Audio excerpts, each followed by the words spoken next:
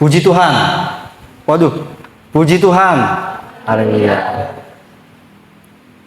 Enak cuaca hari ini ya saudara. Tadi pas mau ibadah hujan. Lalu pas kita mau ibadah mulai jam 7 berhenti hujannya. Jadi sedikit lebih dingin. Jadi bersyukurlah saudara kalau ada hujan hari ini. Ya, kalau nggak panas sekali ya. 11-12 sama neraka. Setuju? Yang setuju berarti udah pernah ke neraka. Ya. Nah saudara, setiap kita punya rumah. Ya. Setiap kita punya rumah. Saya pernah 2 tahun pergi dari rumah, saudara. 2 tahun saya pergi dari rumah. Selama 2 tahun, saya toh juga pulang ke rumah.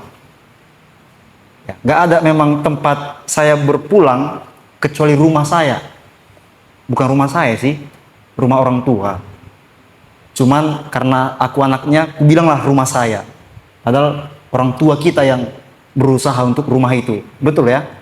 Tapi kita berani bilang, itu rumahku. Kita semua pasti kemanapun kita pergi, kemanapun kita melangkah, ujung-ujungnya balik ke rumah. Ya. Saudara mau kerja, tamat SMA, toh juga akan pulang ke rumah. Lebih lama saudara di rumah. Kira-kira gitu. Nah, hari ini saudara berkaitan dengan hal tadi, ya, kita selalu punya tempat untuk pulang. Dan itu rumah. Ya. Nah, judul firman Tuhan hari ini saudara, yaitu Turn to Lord. Kembali ke Tuhan.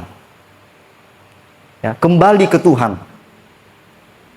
Artinya, kalau secara dunia, tadi saya katakan, kita kemanapun pergi, pulang juga ke rumah. Ya. Epan yang main bola jam 6 sore, dia pulang jam 7. Padahal jam 7 ibadah. Tapi dia tetap pulang, apapun kegiatannya. Nah, sama dengan firman Tuhan hari ini saudara, kita harus kembali ke Tuhan. Bilang sama samping kirinya, kembali ke Tuhan. Ya, kembali ke Tuhan. Mari kita buka Alkitab kita di dalam 2 Korintus ayatnya yang ketiga, pasalnya yang ketiga, ayatnya yang ke-12 sampai ayatnya yang ke-18. 2 Korintus 3 ayat yang ke-12 sampai ayat yang ke-18. Kita baca ayat yang ke-16 sekali lagi. 1, 2, 3. Namun apabila seseorang berbalik kepada Tuhan, selubung itu diambil dari orang itu. Dari sinilah tema firman Tuhan kita pada malam hari ini. Turn to the Lord. Kembali kepada Tuhan. Di sini Paulus sedang memberitahu kepada jemaat di Korintus, saudara, bahwa setiap orang itu disempurnakan dalam Tuhan. Setiap orang disempurnakan dalam Tuhan. Artinya kayak gini, yang gak bisa dilakukannya, jadi bisa. Yang tadi dia gak tahu buatnya, jadi tahu. Itu artinya disempurnakan. Ya, dalam Tuhan, setiap orang disempurnakan. Makanya di ayat 5 dikatakan Paulus, aku bisa melakukan banyak hal karena Tuhan. Kata Paulus di ayat 5 pasal 3. Lalu di ayat 12 Paulus katakan, aku berani karena Tuhan. Ya. Orang disempurnakan di dalam Tuhan. Nah saudara, itulah kebenaran di dalam Tuhan. Ya. Itulah kebenaran dalam Yesus. Nah Paulus dia melihat ada satu kelompok, ada satu orang yang punya potensi banyak, di mana kalau mereka kasih hidup mereka sama Yesus, kalau dia kasih hidupnya sama Tuhan, percaya sama Tuhan, kelompok tadi, orang tadi akan menjadi orang paling spektakuler di dunia ini. Akan jadi orang yang paling spektakuler, gak ada tandingannya, sangat sempurna kelompok tadi. Itulah yang disebut dengan kelompok Yahudi. Orang paling pintar sekarang itu orang Yahudi. Itu orang paling pintar sekarang, orang Yahudi. Apapun sekarang yang saudara punya, gak lepas dari tangan orang Yahudi. Makanya saya katakan, kelompok ini, orang Yahudi ini, Kalau saja percaya sama Yesus, orang paling spektakuler di bumi ini. Gak ada lagi tandingannya. Dalam hal iman udah benar, apalagi dalam hal duniawi. Gak terkalahkan lah ini orang Yahudi tadi. Nah, kita ini betinya sama Yahudi. Bilang lu, kita beti sama orang Yahudi. Bilang sama samping kirinya. Ya, beda tipis, saudara. Ya, beda tipis. Tentu bukan yang tampilan kita ya. Maksudnya beda tipis itu iman kita. Orang Yahudi itu mereka percaya sama Allah. Cuman satu Allah. Mereka percaya, saudara. Mereka gunakan Alkitab Perjanjian Lama yang dari Kejadian sampai Maleaki yang saudara pakai hari ini. Mereka gunakan sama seperti kita. Cuman satu tadi bedanya. Mereka nggak percaya kalau Yesus itu Tuhan. Nggak mungkin manusia jadi Tuhan. Itu orang Yahudi, saudara. Jadi Paulus sangat sedih dan iba. Aduh, kalian ini potensi kalian besar loh. Ayo balik sama Tuhan. Kira-kira gitu. Ayo kembali sama Tuhan. Potensi kalian luar biasa loh. Itu yang mau dikatakan Paulus. Nah, perbedaan itulah, saudara, yang membuat kita berbeda dengan orang Yahudi. Hanya itu aja. Lainnya kita semua sama. Berkatnya sama. Posisi kita di hadapan Tuhan sama. Hanya itu saja, saudara. Nah, melihat kesombongan orang Yahudi tadi, aku nggak perlu percaya sama Tuhan. Maksudnya Yesus. Aku nggak perlu percaya sama Yesus. Aku bisa kenal Allah tanpa Yesus, kata orang Yahudi. Nah, melihat kesombongan itu, Paulus katakan, ayo berbalik sama Tuhan. Ya, berbalik sama Tuhan. Kita baca sekali lagi sama-sama. 1, 2, 3. Namun apabila seseorang berbalik kepada Tuhan, selubung itu diambil dari orang itu. Tadi kan di ayat 12 sampai ayat 14, 15, Paulus itu sedang ngomongi orang Yahudi. Tapi di sini dipakai kata apa? Seseorang. Dia nggak sebut orang Yahudi. Berarti baik orang Yahudi maupun bukan orang Yahudi harus berbalik sama Tuhan. Ya, saudara, harus berbalik sama Tuhan. Nah, sekarang saya mau tanya sama saudara.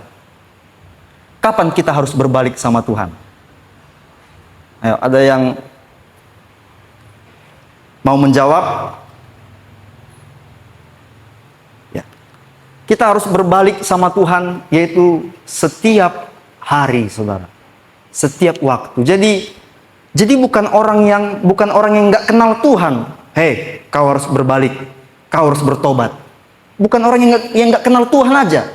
Bukan mungkin orang tuamu yang nggak kenal Tuhan harus kau bilang, Pak, Mak, kau harus kembali sama Tuhan. Bukan. Saudara yang tiap hari Sabtu datang, tiap hari Minggu datang, tiap hari Selasa datang, tiap hari Jumat ikut doa, saudara pun masih harus berbalik sama Tuhan. Seperti ayat 16 tadi. Berbalik sama Tuhan. Setiap waktu, setiap hari, saudara. Setiap hari kita harus berbalik sama Tuhan. Nah, ini ayat 16 tadi, ya, ayat 16 tadi, ini adalah pengalaman Musa di Perjanjian Lama. Ini pengalaman Musa. Jadi Paulus, dia sedang cerita ulang tentang Musa. Cerita ulang kepada jemaat Korintus. Seperti ini loh Musa. Seperti ini loh Musa. Jadi ayat 16 ini sedang menceritakan kisah Musa. Nah, pertanyaannya, saudara, siapa itu Musa? Di Perjanjian Lama, Musa itu orang yang punya pengalaman sama Tuhan. Musa adalah satu-satunya orang yang kepada Musa Tuhan titipkan firman Tuhan. Itu Musa. Musa adalah pribadi yang pertama yang lihat Tuhan, saudara. Setelah Adam dan Hawa. Artinya setelah orang jatuh dalam dosa, yang pertama kali lihat Tuhan itu Musa. Musa lihat punggungnya Tuhan. Musa lihat punggungnya Tuhan. Bukan mukanya. Musa lihat tangannya Tuhan. Tapi tidak dengan wajahnya. Itu Musa, saudara. Nah, jadi Musa dia harus naik ke atas gunung. Kan Tuhan tadi mau nyampaikan firman Tuhan ke orang Israel. Jadi Tuhan panggil Musa ke atas gunung. Dia naik ke atas gunung. Dan 40 hari di atas gunung, waktu dia pulang bawa firman Tuhan, dia bawa firman Tuhan ke orang Israel, mukanya bercahaya. Ya, bersinar karena dia baru ketemu Tuhan 40 hari. Jadi orang Israel bilang, kok bersinar wajah Musa? Oh iya, dia baru ketemu Tuhan. Oh iya, dia baru naik ke atas ketemu Tuhan. Ada cahaya di wajahnya ketika dia naik jumpa Tuhan. Makanya orang Israel takut. Tapi Musa panggil, sini jangan takut. Ada firman Tuhan, kata Musa. Nah, coba lihat ayat ini agar saudara mengerti. Ya. Ayat 13, saya baca, saudara perhatikan. Tidak seperti Musa yang menyelubungi mukanya supaya mata orang-orang Israel jangan melihat hilangnya cahaya yang. Jadi saudara, waktu Musa turun, cahaya tadi nggak bertahan lama. Mungkin hari pertama masih terang wajah Musa. Ya, masih terang, bercahaya. Hari kedua masih terang. Hari ketiga masih terang. Hari keempat, firman Tuhan katakan, mulai memudar, mulai hilang cahayanya. Nah, karena mulai hilang cahayanya, maka Musa naik lagi ke gunung. Waktu Musa naik ke gunung, cahaya yang memudar tadi terang lagi. Karena dia baru ketemu sama Tuhan. Pas dia turun, memudar lagi. Dia pengen terang terus, dia naik lagi. Nah, itulah yang disebut dengan berbalik kepada Tuhan, saudara. Setiap orang, kalau saudara ingin muka saudara bercahaya terus, kira-kira seperti itu, saudara harus berbalik sama Tuhan. Setiap waktu, saudara. Nah, artinya adalah kita melibatkan Tuhan dalam hidup kita setiap hari. Jadi kalau pemuda di sini katakan, nggak perlu datang ke gereja, cukup hanya sekali. Pesan firman Tuhan hari ini sama saudara, berbalik sekarang. Nggak cukup hanya sekali. Musa itu naik ke gunung, bukan cuma sekali, saudara. Naik sekali, turun, memudar. Dia mau terang lagi, naik lagi. Nggak cuma sekali dia naik. Nggak cuma sekali dia berbalik sama Tuhan. Nggak cuma sekali dia libatkan Tuhan. Setiap hari. Setiap hari dia libatkan Tuhan. Bukan hanya pada hari Minggu, pada hari Selasa, hari Jumat, hari Sabtu, Senin, Rabu, Kamis. Dia libatkan Tuhan. Dia libatkan Tuhan. Jadi saudara, berbalik kepada Tuhan adalah di mana kita kasih waktu untuk Tuhan. Jadi bukan katakan Tuhan. Jadi ini ya contoh ya, saudara mau mulai hari ini, ya sepanjang hari mau ke sini, Tuhan jaga aku. Saudara lagi naik kereta nih, Tuhan aku mau ke sana, jaga aku ya. Saudara, itu bukan melibatkan Tuhan. Orang yang melibatkan Tuhan, dia kasih waktu untuk Tuhan. Nah, waktunya pertanyaannya berapa lama? Kira-kira kalau saudara kasih 1 menit, 2 menit. Bagi saya, saudara, kasih waktu untuk Tuhan itu paling tidak 10 menit. 10 menit. Bagi saya, kalau saudara kasih waktu 1 menit sama Tuhan, bangun pagi nih misalnya. Bangun pagi pun saudara jam 7, karena mau sekolah jam 7.15, saudara doa cepat. Ada yang bisa mencontohkan doa cepat? Tuhan, aku terima kasih untuk hari ini, tolong aku, amin. Doa cepat. Dan dia katakan, aku hari ini sudah melibatkan Tuhan.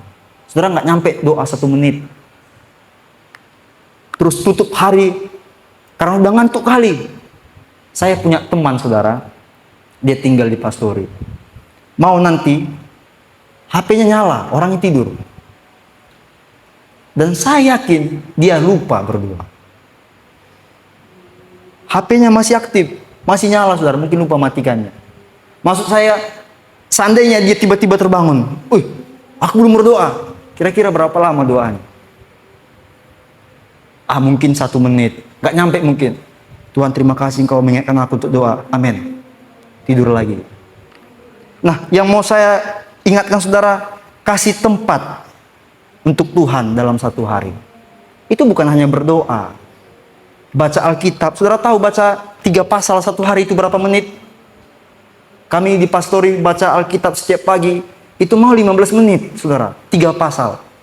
Berarti 3 bagi 15 berapa? Satu pasal berapa? 5 ya? 5 menit. 5 menit satu pasal. Mungkin saudara nggak bisa berdoa panjang-panjang. Cuman 2 menit saudara bisa.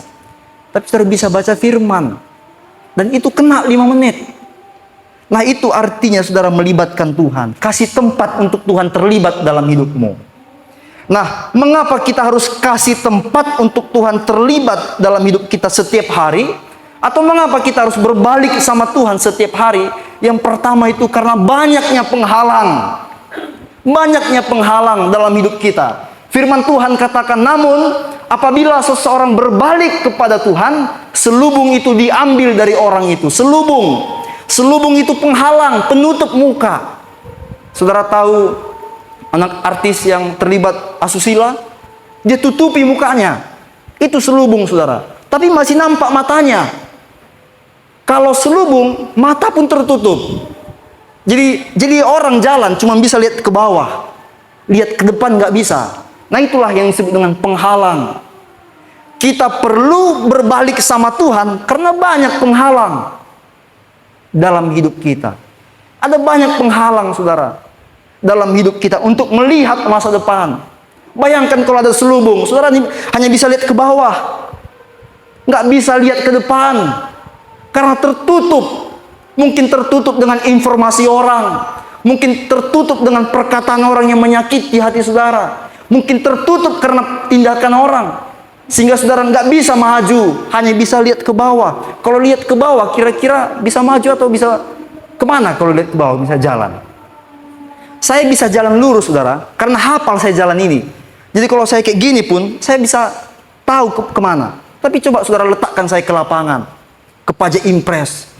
Saudara jalan kayak gini, bisa nanti entah kemana.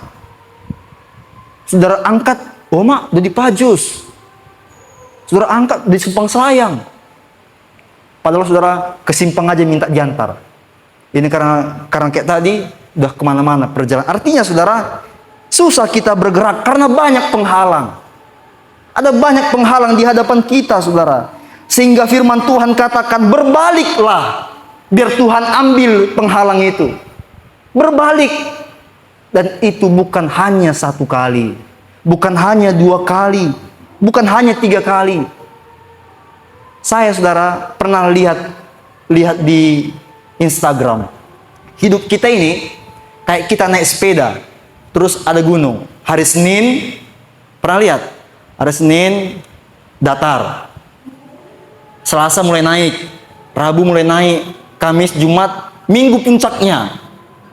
Kira-kira kenapa di gambar itu Minggu puncaknya dibuat? Kalau saya pandang, karena situ kita ada jam ibadah. Betul-betul kosong kita situ.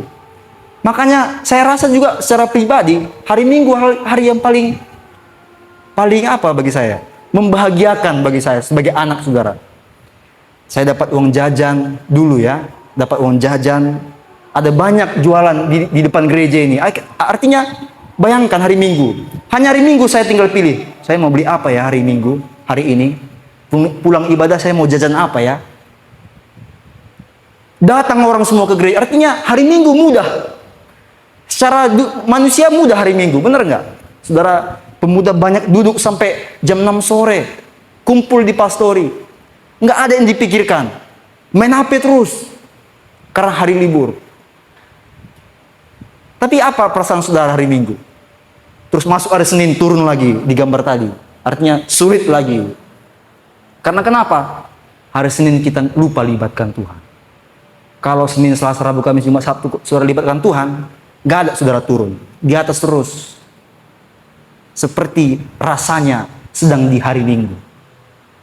Itu kalau kita melibatkan Tuhan, saudara. Ada penghalang tadi. Kalau kita nggak libatkan Tuhan, susah berbuat banyak. Nah, saudara tahu siapa Musa? Musa itu, kalau saudara mau belajar jadi pemimpin, belajar dari kitab Musa. Bukan, maksudnya belajar dari pribadi Musa. Kalau saudara mau belajar bagaimana mengontrol orang lain, belajar dari Musa. Nggak perlu saudara ke Gramedia cari buku menjadi pemimpin yang berhasil, nggak perlu. Baca Musa. Baca apa yang dilakukan Musa. Musa itu orang pertama yang memimpin ribuan orang. Bayangkan dia memimpin ribuan orang. Siapa yang mampu? Di waktu itu HP nggak ada, LCD nggak ada, nggak bisa presentasi, nggak ada mic. Bayangkan 1.000 orang harus dia pimpin. Kalau sekarang kan gampang, ada mic, ada ini. Saya bisa ngomong sama saudara untuk mempresentasikan sesuatu, membuat saudara mengerti sesuatu. Bayangkan Musa. Kalau bukan karena dia naik ke gunung tadi, mana bisa dia pimpin ribuan orang, saudara? Lalu Musa, dia jadi pemimpin. Dia katakan ke Tuhan, Tuhan, aku susah ngomong. Aku susah ngomong, kata Tuhan. Aku akan cari pembantumu. Artinya, apapun susahmu, kau harus melayani. Nah, Musa, dia susah ngomong, saudara. Dan bayangkan, ada ribuan orang yang terus mencecar cara dia ngomong. Kayak mana kau jadi pemimpin? Kok kayak gitu kau? Baguslah ngomong. Tapi dia nggak peduli sama itu. Kenapa? Karena dia balik sama Tuhan. Dia naik ke atas. Itu sumber kekuatannya, saudara. Makanya dia bisa mimpin ribuan orang. Saat dia diberikan sebuah penilaian dari orang lain, dia mampu tetap memimpin ribuan orang. Mungkin kita dengar satu orang aja yang sudah mengoreksi kita langsung down. Bayangkan Musa, ribuan orang mengoreksi dia setiap hari. Dan dia tetap jadi pemimpin. Itu karena apa? Karena dia berbalik sama Tuhan dan libatkan Tuhan setiap waktu, saudara. Amin, saudara. Kalau kau libatkan Tuhan, yang nggak bisa kau lakukan pun, ya, Tuhan buat kau mampu melakukannya. Lalu yang kedua, itu contohnya Paulus. Di ayat 12 Paulus katakan demikian. Karena kami mempunyai pengharapan yang demikian, kami bertindak dengan penuh keberanian. Nah, dalam bahasa aslinya, ini ada dua pengertiannya. Keberanian sama percaya diri. Itu beti, saudara. Keberanian sama percaya diri. Nah, tapi Alkitab memilih kata apa? Keberanian, bukan percaya diri. Apa perbedaan percaya diri sama keberanian? Contoh, ini perbedaannya, biar saudara tahu ya, kenapa dibuat sini keberanian. Ya, ada perlombaan nyanyi di GPD Kasih Bapa. Dan Kak Indah, dia disuruh ikut perlombaan itu. Di situ ada Liodra, di situ ada Mahalini, di situ ada Amos Munte, ikut perlombaan itu. Intinya, Indah disuruh ikut nyanyi. Nah, apa kira-kira yang dilakukan? Indah pas naik, dia nggak perlu berani. Dia perlu percaya diri. Kenapa, saudara? Dia udah tahu nyanyi. Dia belajar kok. Dia udah les lama kok. Dia sekolah lama kok. Yang perlu dia punya apa? Percaya diri. Aku pasti bisa. Sama seperti yang penyumbang medali emas pertama untuk Indonesia. Dia katakan, aku pasti juara. Kira-kira gitu. Kenapa? Percaya diri. Kenapa dia percaya diri? Udah latihan dia. Nah, keberanian itu, saudara. Keberanian itu. Saat saudara suruh Indra maju ikut vokal solo. Indra nggak tahu nyanyi. Indra nggak pernah les nyanyi, nggak pernah belajar bagaimana nyanyi itu yang bagus. Tapi dari belakang, dengan ganteng dan gagah, pakaian rapi pakai dasi dan mandi pakai parfum, dia naik jalan dari tengah-tengah. Yang lain dari sini, Indra dari tengah-tengah. Dan Indra bilang, Bang, kasih lighting. Dikasih lighting untuk Indra. Indra itu bukan percaya diri. Dia apa, saudara? Berani. Berani. Jadi saudara, kalau nanti dia maju, bilang, ambil mahkotamu king. Indra itu berani. Bukan percaya diri. Yang mau saya bilang apa? Kalau saudara balik sama Tuhan, melibatkan Tuhan setiap hari, yang gak bisa saudara buat, Tuhan mampu. Itu tadi, Tuhan mampukan saudara bisa melakukannya. Keberanian. Nah, Paulus itu gak tahu bagaimana cara mendirikan gereja. Yang dia tahu cara menghancurkan gereja. Tapi lihat, Tuhan memakainya mendirikan banyak gereja pada waktu itu. Lebih banyak daripada Rasul Petrus yang lihat Tuhan secara langsung. Lebih banyak, saudara. Tapi Paulus buat banyak gereja, mendirikan banyak gereja. Kenapa? Dia libatkan Tuhan setiap hari, setiap waktu. Sehingga dia berani. Walaupun dia nggak tahu, nggak pernah les, bukan berarti Petrus nggak melibatkan Tuhan. Mereka sama-sama melibatkan Tuhan. Yang mau saya bilang, lihat Paulus. Yang tadinya seorang pembunuh, penghancur gereja, jadi pendiri gereja. Nah, jadi saudara, itulah keberanian. Orang yang datang sama Tuhan, dia akan ketika dia keluar, dia tampil dengan penuh keberanian. Nah, saudara, mungkin kita punya kelemahan. Ya, sama seperti Musa, sama seperti Paulus, punya kelemahan. Kita punya kekurangan. Maka yang harus kita lakukan adalah berbalik sama Tuhan. Libatkan Tuhan. Tuhan, tolong aku. Susah aku kayak gini, Tuhan. Tolong aku, Tuhan. Mau kesini aku susah. Nggak ada ini ku, Tuhan. Maka saudara lihat, yang tadi kelemahan, yang tadi kekurangan, kau datang sama Tuhan bawa kelemahan, pulang bawa jawaban. Ya. Kau datang sama Tuhan bawa kekurangan, mungkin kekurangan siapapun yang kau kenal, kau pulang bawa jawaban dari Tuhan. Itu yang dialami oleh Musa dan Paulus, saudara. Dia berbalik sama Tuhan. Kita perlu berbalik. Pertama tadi, saudara, kenapa? Karena ada banyak penghalang dalam hidup kita. Setiap hari kata firman Tuhan penuh dengan apa? Kesusahannya sendiri. Jadi kalau cuma hari Senin saudara libatkan Tuhan, Selasa kan susah. Beda kan, kesusahannya beda hari Selasa. Ya. Kasih waktu untuk Tuhan, amin saudara. Bilang lu sama samping kirinya, kasih waktu ya untuk Tuhan. Yang kedua dan yang terakhir, kita baca 18 sama-sama. Ini yang terakhir. Ya, pastikan saudara dengan semangat di akhir, ya kan? 1, 2, 3. Kita semua mencerminkan kemuliaan Tuhan dengan muka yang tidak berselubung, karena kemuliaan itu datangnya dari Tuhan yang adalah Roh. Kita sedang diubah menjadi serupa dengan gambarnya dalam kemuliaan yang semakin besar.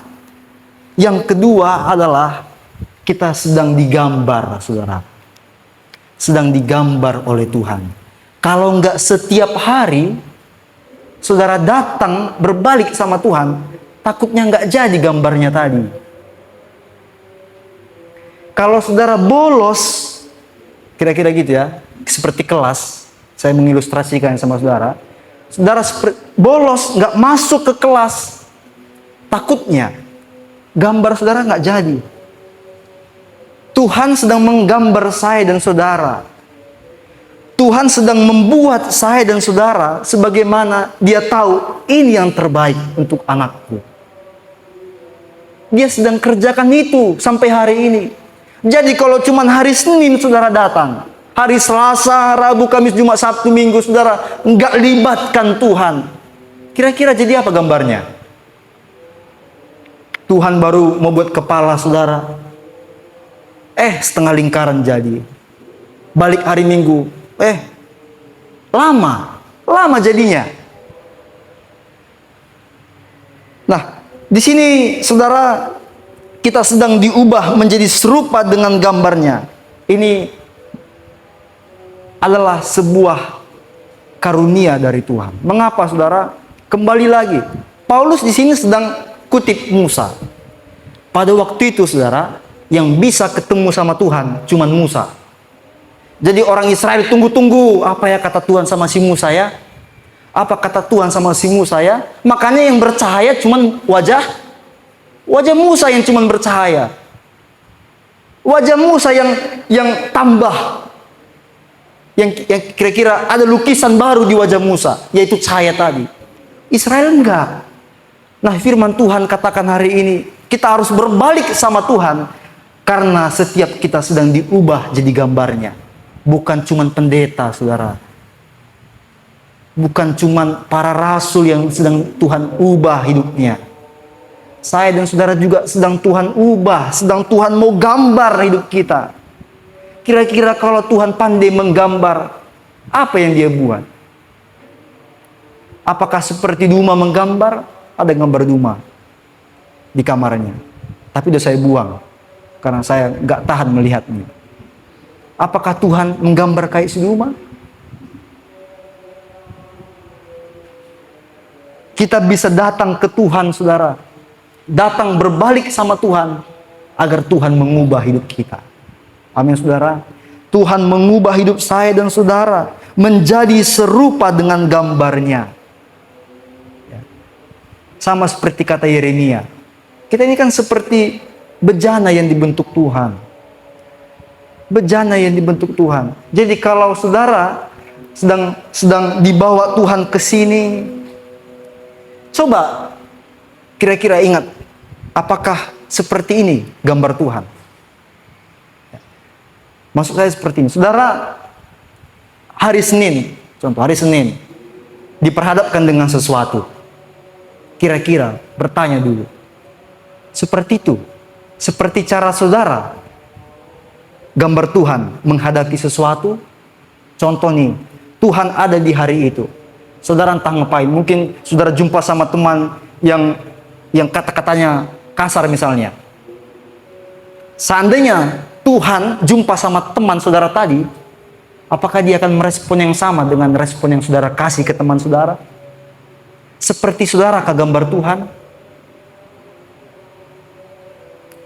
Seperti saudara kah gambar Tuhan? Jadi saudara, kalau misalnya kita perjamuan kudus, saudara, yang harus saudara renungkan bukan apa yang Tuhan kerjakan, tapi apa yang saudara lakukan untuk Tuhan. Seperti saudara kah gambar Tuhan? Bagaimana saudara menghadapi sesuatu? Seperti itukah Tuhan menghadapinya? Bagaimana Tuhan berkata sesuatu? Seperti itukah Tuhan berkata sesuatu kalau dia ada dalam situasi itu? Ketika saudara mungkin berhadapan dengan orang tua saudara, seperti itukah gambar Tuhan berhadapan dengan orang tuanya? Saudara ingat, Tuhan sedang ubah kita menjadi gambarnya. Nya di sini huruf besar, itu Yesus. Kita sedang diubah seperti Yesus, dan itu melalui kebenaran firman Tuhan. Yesus nggak punya, Tuhan itu nggak punya muka, saudara. Allah itu nggak ada mukanya, tapi kita tahu sifatnya. Jadi gambarnya yaitu apa? Sifat Allah ada sama kita, bukan wajahnya. Ya masa wajah Tuhan kayak saya ini? Setuju saudara? Tuhan seperti saya wajahnya? Seperti saya kurusnya? Setuju saudara? Bukan itu maksud Tuhan. Sifatnya. Cara dia ngomong. Cara dia berkata-kata. Oleh karena itu saudara, jangan lama-lama berbalik sama Tuhan. Kalau semalam kau berbuat sesuatu yang salah, 2 hari yang lalu kau berbuat sesuatu yang salah, gambar Tuhan itu, sifat Tuhan, mungkin saudara bilang, lihat, Bang Amos mana sifat Tuhan samanya? Benar, saya kan berdosa. Cuman di sisi lain, sifat Tuhan yang lain apa? Tuhan benci sama dosa. Itu yang harus saya latih. Saya harus belajar untuk benci sama dosa, walaupun saya berdosa. Saya belajar benci dosa. Mungkin saudara bilang, Bang Amos, dia pendosa. Benar, saya pendosa. Tapi mungkin saudara nggak tahu, saya sedang berjuang untuk benci sama dosa. Itu kan karakter Tuhan, dia benci dosa. Benar nggak? Mungkin orang bilang, kau cerewet kali. Kau jealous sekali. Kau suka marah-marah. Itu kan kelemahan kita. Tapi pastikan saudara punya dari keinginan dari dalam. Aku harus belajar untuk tidak marah-marah misalnya. Aku harus belajar untuk belajar merespon orang dengan baik, itu misalnya. Nah, saudara, jangan biarkan gambar itu rusak terlalu lama. Bilang sama samping kirinya, jangan biarkan rusak terlalu lama. Jangan biarkan rusak terlalu lama. Saudara, balik sama Tuhan, biar Tuhan perbaiki hidup kita. Dan Dia gambar saudara lebih dari apa yang saudara pikirkan tentang hidup saudara. Saya yakin kalau kita menilai hidup kita, kita pasti akan merendahkan hidup kita, saudara. Apa yang kita punya? Apa? Kalau lihat saya seperti ini, misalnya, siapa yang mau sama saya? Kira-kira gitulah. Tapi ada Tuhan yang mau kita terus datang samanya, biar Dia gambar diri kita. Orang lain mungkin menolak saudara, tapi tidak dengan Tuhan. Tuhan tunggu saudara sampai hari ini. Jangan bawa yang rusak ke hadapan orang lain. Ya. Jangan bawa yang rusak sama orang lain. Kalau mungkin udah rusak, kembali sama Tuhan. Itu perlu kita kembali. Jangan tampilkan Tuhan seperti kita. Ya. Pastikan saudara hidup kita layak disebut sebagai gambarnya. Ya. Hal itu bisa kalau kita setiap waktu melibatkan Tuhan. Amin, saudara. Amin. Kurang kuat, saudara. Amin. Berikan kemuliaan untuk Tuhan kita.